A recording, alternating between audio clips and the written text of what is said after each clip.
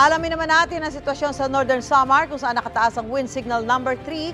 Makakusap natin ang head ng Northern Samar Provincial Disaster Risk Reduction and Management Office, Ray Josiah Echano. Magandang umaga po, Ginoong Echano.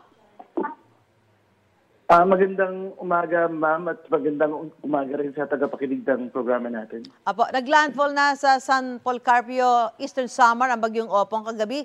Kumusta po ang sitwasyon nyo ngayon dyan sa lugar ninyo?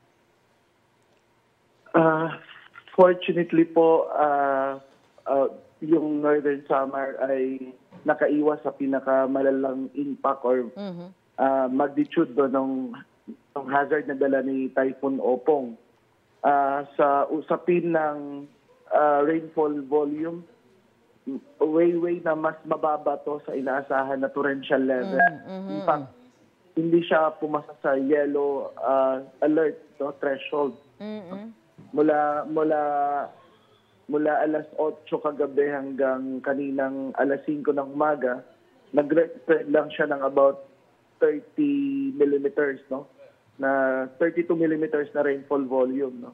So malayo to. Sa usapin naman ng hangin, napakakalmado po ng buong gabi, no? Ironically, sa inaasahan.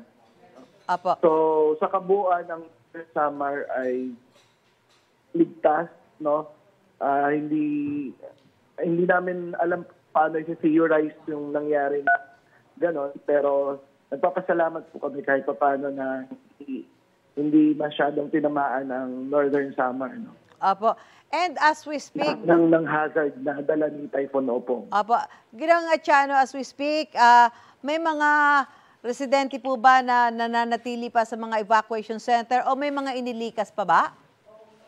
Yes, definitely. Naka-ready tayo. Nag-preemptive evacuation tayo nung kahapon ng hapon. Ang families po na nasa evacuation centers is around 5,884. No? Sa individuals, umaabot to ng 19,650 individuals. As to sa mga stranded sa port, based po sa report sa amin, umabot ng 175 cargoes ang stranded ngayon sa 4 na ports namin at 210 persons yung stranded passengers. Sa mga oras ito po, Ginoong Echano, may mga flooded areas pa ho ba? May mga ongoing rescue operations doon sa mga lugar na medyo matindi ho yung naging tama ng bagyo? Tulad po ng sinabi natin kanina, yung hazard na dala ni Typhoon Opong ay hindi naramdaman dito sa Northern Samar. So, safe po lahat. Walang rescue operations na nangyari, no, sa kabuuan ng pagsagasa ni Typhoon Opong sa Northern Samar po. May kuryente po kayo ngayon dyan? Kagabi pa po nawalan, mga bandang 7 alas 8 nawalan ng hanggang ngayon po. Wala. Apo, kung hingi kayo ng tulong, ano ho ang maibibigay na tulong ng national government? Sa usapin ng siguro pag-augment ng resources namin dito, so far dahil wala pang report sa post na pagtama ni Typhoon Opong. Masasabi ko po kaya pa ng Northern Samar ang impact ni Typhoon Opong. Okay, mabuti naman po at maraming salamat at ligtas ang ating mga kababayan. Maraming salamat at mag-iingat po kayo dyan sa Northern Samar.